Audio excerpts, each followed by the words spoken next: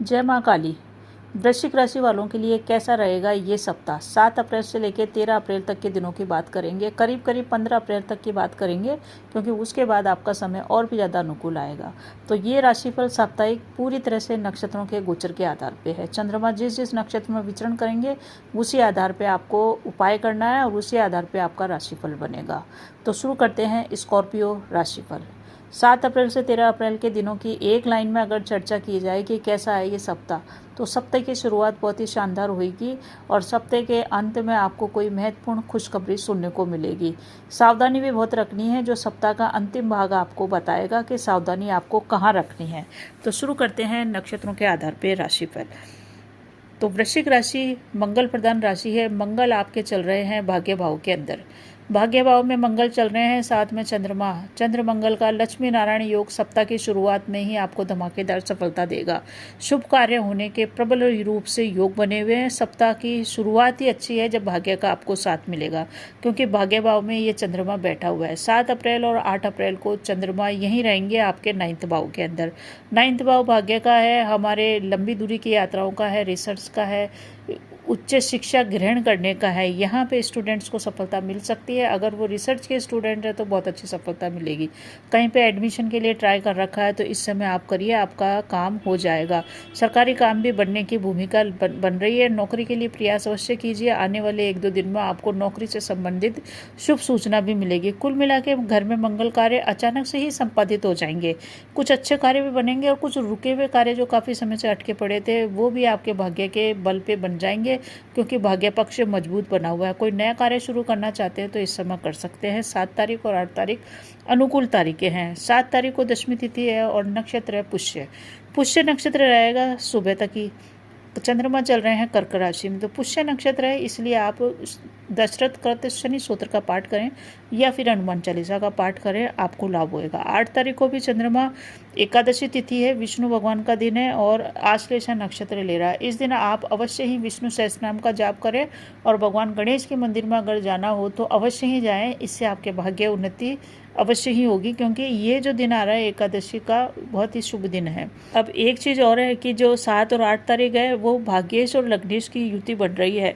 इस समय अपूर्ण कार्य भी बनेंगे, कोई महत्वपूर्ण कार्य भी बनेगा। स्टूडेंट्स को इस समय धैर्य बना के आगे चलना है। उनको ज़्यादा कंपनी के अंदर नहीं रहना चाहिए, अकेले रह के अपनी स्टडी पे फोकस करना चाहिए। और जो भी स्त्रियाँ गर्भ धारण की ओर जाना चाहती है उनको संतान की प्राप्ति या गर्भ धारण की शुभ सूचना इस समय मिल सकती है, वो प्रयास कर सकती है। जो लोग विवाहित हैं उन लोगों को संतान का सुख मिलेगा। संतान बड़ी है तो संतान से आपको खुशखबरी मिलेगी। बच्चों से आपके संबंध सुधरेंगे और कुल मिला के आपके लिए अच्छा है, क्योंकि लग्नेश भी साथ है और आपका ये लग्नेश मंगल के साथ चंद्रमा है जो कि भाग्येश है। तो लग्नेश भाग्येश का योग होने से आप किसी की भी परवाह न करें, अपने काम पे फोकस करें। सभी तरह के काम बनेंगे। सरकारी दरबारी नौकरी लगना, संचित धन का बढ़ना, ये सब कार्य आपको होंगे। आपको अपने मामा नानी पक्ष से भी सपोर्ट मिलेगा। अगर आपका काम कारोबार मामा नानी से है तो वहाँ भी सफलता मिलेगी। कुल मिला के देखें तो 7 और 8 तारीख बहुत ही अच्छी है। वैवाहिक जीवन भी सुख में है। बस ब्लड प्रेशर के जो रोगी हैं या जोड़ों के पेन से दर्द से परेशान है उन लोगों को इस समय ध्यान रखना है। इस समय आप बड़े डिसीजन लेने आपको पड़ सकते हैं, क्योंकि ये जो समय चल रहा है 7 और 8 तारीख का, इस समय आप महत्वपूर्ण बड़े निर्णय लेंगे जो आपके जीवन की दिशा और दशा दोनों ही बदलेंगे। तो आराधना के साथ आगे बढ़िए आप। अब बात करते हैं 9 और 10 तारीख की। 9-10 तारीख को चंद्रमा आपके 10वें भाव में जाएंगे। 10वां भाव हमारे कार्यक्षेत्र का है, हमारे पद का है, मान सम्मान का है, साथ ही हमारे जॉब का भी है। यहाँ पे चंद्रमा आने से आपके ये सब सप्ताह का मध्य भाग है। इस समय आपको यात्राओं के प्रबल योग बने हुए हैं। यात्रा होगी और बिजनेस ट्रिप से संबंधित भी यात्रा हो सकती है। व्यवसायिक यात्रा, कारोबारी यात्रा होगी और वो यात्रा आप अवश्य ही करें, क्योंकि यात्रा से आपका भाग्योदय होएगा, यात्रा से आपको लाभ होएगा। कोई पारिवारिक यात्रा है तो वो भी करें, उससे भी आपके कई चीज़ें संपन्न होएगी और इन यात्राओं से आप प्रॉफिट गेन भी करेंगे। तो अच्छा सफलता भरा समय है। पद मान सम्मान में भी वृद्धि होएगी। जो लोग जॉब ढूंढ रहे थे उनकी जॉब से संबंधित शुभ सूचना मिल सकती है। बस वर्क प्लेस पे थोड़ा सा आपको ध्यान रखना है। कि कैरियर में बदलाव का संकेत मिल रहा है, ट्रांसफ़र भी हो सकता है। संपत्ति खरीदने के लिए बहुत अच्छे समय हैं ये 9 और 10 तारीख दोनों ही। संपत्ति खरीदने के लिए, वाहन खरीदने के लिए, घर में मरम्मत कराने के लिए, लोन लेने के लिए ये समय अच्छा चल रहा है। बस आपको क्रोध से बचना है और अपने काम से काम रखना है, क्योंकि आप इस समय अपने वर्क प्लेस पे दूसरों के कार्य में अडंगा डाला तो आपके लिए थोड़ा सा परेशानी हो सकती है। किसी का मार्गदर्शन अगर आपको मिल रहा है तो उसकी बातों को ध्यान से सुने, उससे आपको क्या ही आगे की रणनीति पता लगेगी। तो ठीक है, आपके लिए यात्रा इस समय हो सकती है, यात्रा आप अवश्य ही करें। लव लाइफ के अंदर आपका जो भी डाउट है, जो भी कन्फ्यूजन चल रहा है, जो भी कम्युनिकेशन गैप आ गया है, तो उसको दूर करें, बातचीत करें, इससे चीज़ें सकारात्मक रूप से बदलेगी। वैवाहिक जीवन के अंदर भी आप कम बोलें, वरना तनावपूर्ण स्थितियां निर्मित हो सकती है। स्टूडेंट्स को फोकस होकर आगे बढ़ना है, और जो लोग छाती से संबंधित रोग या कफ से संबंधित हैं, जिनके हार्ट की प्रॉब्लम है, उनको इस समय सावधान रहना है, क्योंकि चंद्रमा की सीधी दृष्टि 4th हाउस पे है, जो कि 4th हाउस हमारे हार्ट का ही होता है। तो इस समय आपको इन चीज़ों का ध्यान रखना है। अब नक्षत्रों के हिसाब से देख लें तो 9 तारीख को द्वादशी तिथि है, चंद्रमा ले रहे हैं मघा नक्षत्र। मघा नक्षत्र बहुत ही पावरफुल नक्षत्र है। अपने पूर्वजों को सम्मान करें, अपने पिता की राय से कार्य करें, लाभ होएगा। और उसके बाद 10 तारीख को पूर्व फाल्गुनी नक्षत्र रहेगा, जो कि 12:30 बजे तक रहेगा। पूर्व फाल्गुनी यानी कि शुक्र का नक्षत्र। श्री सूक्त का पाठ अवश्य भावी करें आप, इससे आपको फायदा होगा, क्योंकि जब नक्षत्र शुक्र का हो तो शुक्र की देवी को प्रणाम अवश्य ही करना चाहिए। जैसे मैं आपके घर आऊँगी तो मैं आपको प्रणाम करूँगी, आप मेरे घर आएंगे तो आप मुझे प्रणाम करेंगे, इसी प्रकार से। तो शुक्र का नक्षत्र है, महालक्ष्मी की प्राप्ति के लिए अवश्य श्री सूक्त का पाठ करें। साथ ही साथ आपको एक चीज़ का और ध्यान रखना है कि आप अपनी साज सज्जा पे भी ध्यान दें, सेंट लगाएं, क्योंकि शुक्र जो आकर्षित करने की शक्ति भी शुक्र के अधीनस्थ ही आती है। तो आप विपरीत का सहयोग प्राप्त करने के लिए, प्रेम की प्राप्ति करने के लिए अपने बनाव श्रृंगार पे ध्यान दें और सेंट लगाएं, खुशबूदार इत्र लगाएं। इससे आपके जीवन में लक्ष्मी का आगमन अवश्य भावी होगा। अब बात करते हैं कि चंद्रमा जब आगे चल रहे हैं, 11 और 12 तारीख को जा रहे हैं, ये सीधे आपके 11वें भाव में। 11वें भाव में केतु देव पहले से ही विराजमान है। यहाँ पे 2-2.5 दिन तक चंद्रमा रहेंगे। 11 तारीख को उत्तरा फाल्गुनी नक्षत्र ले रहे हैं, जो कि सूर्य का है।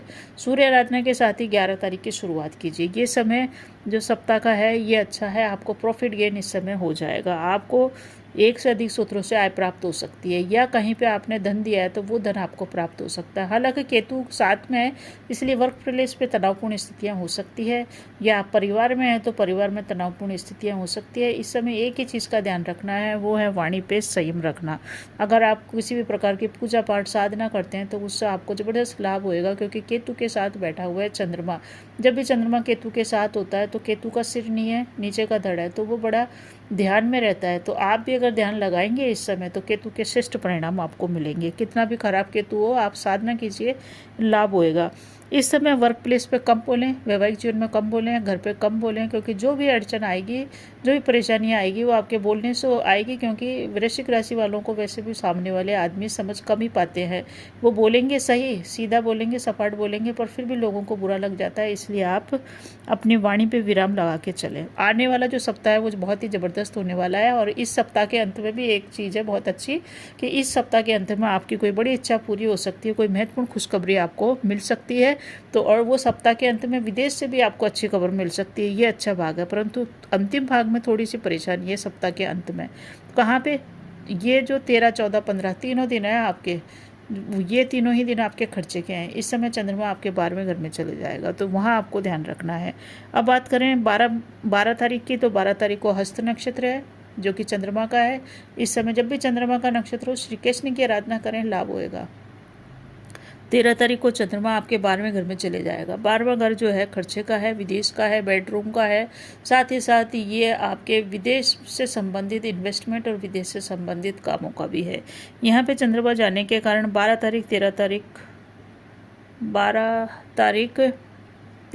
तारीख और 14 तारीख और 15 तारीख, 13, 14, 15 तीनों दिन आपके लिए खर्चे गए हैं। इस समय आपका जमाधन खर्च हो सकता है।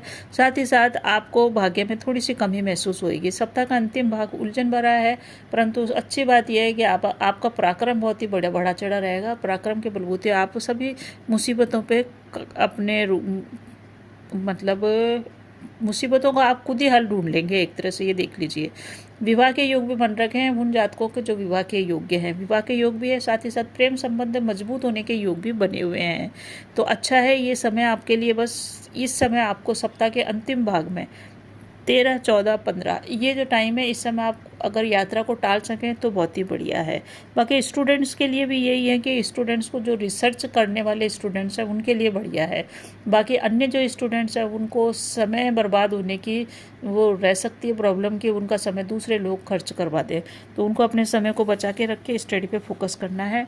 अंतिम भाग में किसी भी प्रकार के लालच में न आए, किसी भी प्रकार के लुभावने प्रलोभन में न आए, क्योंकि इस समय गलत लोगों के संकट से आप लालच में आके कुछ गलत डिसीजन ले सकते हैं, इसका विशेष ध्यान रखें। 12 तारीख को हस्त नक्षत्र है, कृष्ण की आराधना कीजिए। 13 तारीख को चित्रा नक्षत्र है, हनुमान जी की आराधना करके आगे बढ़िए, लाभ होएगा। 14 तारीख को और 15 तारीख को आपको थोड़ा सा ध्यान रखना है। उसके बाद आपका जो अनुकूल समय की शुरुआत होगी वो होगी 16 तारीख से। तो ये था वृश्चिक राशि वालों का राशिफल। बने रहिए चैनल पे। धन्यवाद।